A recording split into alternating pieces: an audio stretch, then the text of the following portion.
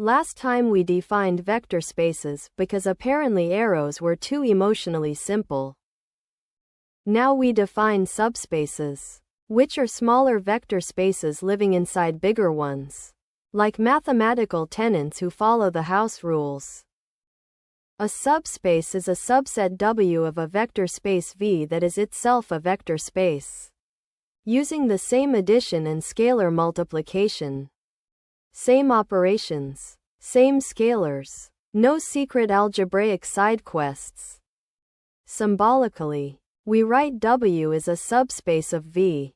It means W sits inside V and still satisfies the vector space rules. But checking all vector space axioms every time would be a spectacular waste of human lifespan. So we use a shortcut because even mathematics occasionally shows mercy. Here is the one-step criterion. If W is non-empty, then W is a subspace exactly when U plus C times V stays in W for every U and V in W and every scalar C. That one expression secretly checks both addition and scalar multiplication. Efficient, suspicious, and actually legal. Now let us prove it, because in mathematics even shortcuts need paperwork. First, suppose W is already a subspace. Then W is closed under scalar multiplication. So C times V is in W. It is also closed under addition.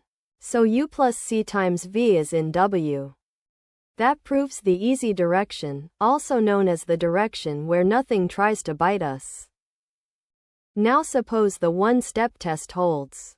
Since W is non-empty, take some vector W in W. Using U equals W, C equals -1, and V equals W, we get the 0 vector in W.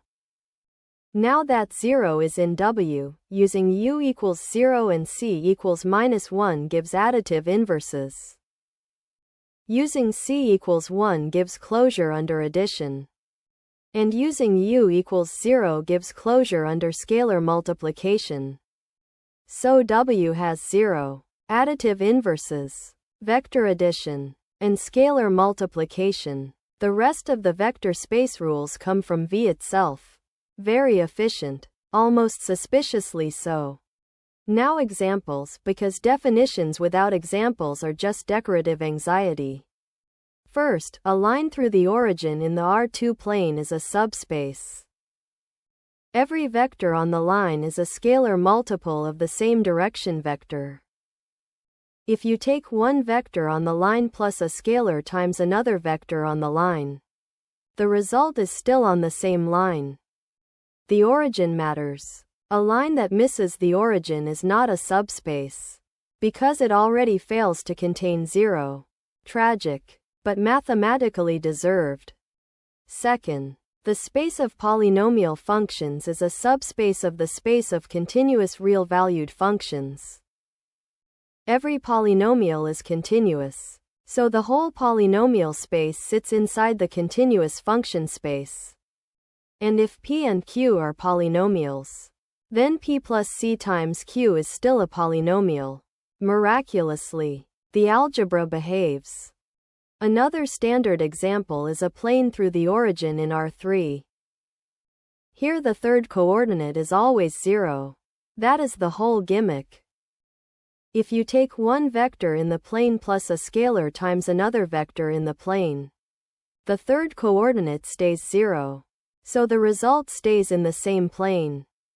One more example, all real polynomials that vanish at 0 form a subspace of P of R.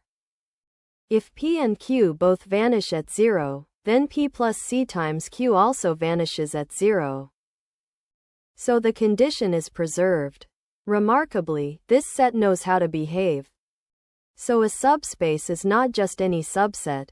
It must survive addition and scalar multiplication without leaving the parent vector space. The practical test is simple. W sits inside V. W is non-empty. And U plus C times V always stays inside W. That is the whole subspace test, a tiny checklist standing guard against algebraic nonsense.